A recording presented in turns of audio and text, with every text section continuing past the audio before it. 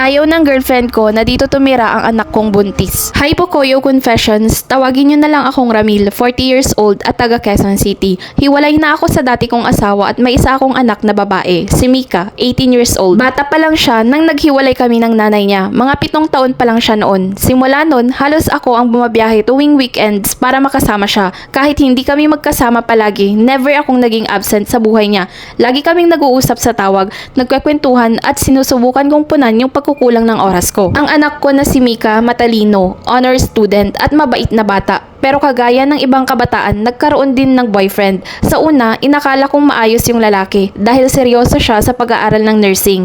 Pero heto na nga, ilang linggo lang ang nakakalipas, umamin si Mika na buntis siya. Sobrang bigat ng pakiramdam ko nun. Hindi dahil ikinahihiya ko siya, kundi dahil alam kong mahirap ang magiging buhay niya bilang isang ina sa murang edad. At mas lalo pa akong nadurog nang malaman kong pinalayas siya ng nanay niya matapos ipagtapat ang totoo. Syempre, sa isang iglap, tinanggap ko siya dito sa bahay ko. Anak ko siya, dugo at laman ko. At kahit anong mangyari, hindi ko siya kayang pabayaan. Sabi ko sa kanya, anak, hindi kita iiwan, pero kailangan mong panindigan ang magiging desisyon mo. Hindi ako mag-aalaga ng bata para lang makagala ka. Kung gusto mong ituloy ang pag-aaral mo, susuportahan kita. Babantayan ko ang apo ko kung kailangan. Pero dapat responsable ka. Hindi porket nandito ako, iiwan mo lahat sa akin. Nagulat ako kasi bumalik siya sa akin kinabukasan na may plano. May budget list sila ng boyfriend niya. May timeline pa kung paano nila pagsasabayin ang school at trabaho. Kahit paano, nakita kong may maturity. Ang problema ngayon ay yung girlfriend ko na si Vera, 37 years old. Magandang samahan namin. 2 taon na kami at kamakailan lang siya lumipat dito sa bahay ko dahil hindi na niya kaya yung renta mag-isa.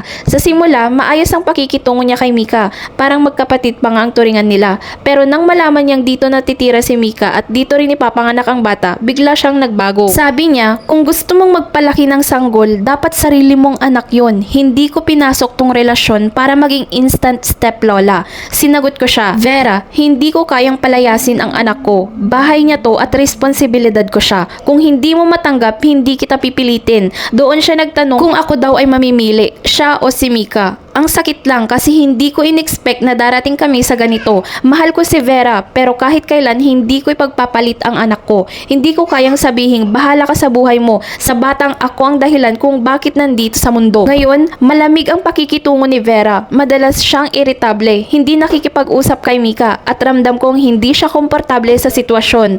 Pero sa puso ko, malinaw ang desisyon ko. Pipiliin ko ang anak ko. Kung magulang ka, wala nang mas mataas na prioridad kundi ang anak mo. Pwedeng magpalit-palit ng partner pero ang anak iisa lang at habang buhay mong responsibilidad. Hindi dapat ikahiya ang pagkakamali nila kundi itama at gabayan sila. Oo, masakit makita silang maligaw pero mas masakit kung tayo mismo ang magtutulak sa kanila palayo. Minsan, ang tunay na pagmamahal hindi lang sa partner na susukat kundi kung paano mo tinatrato ang sarili mong pamilya at sa bandang huli, relasyon ang pwedeng mawala pero ang anak hindi mo dapat talikuran.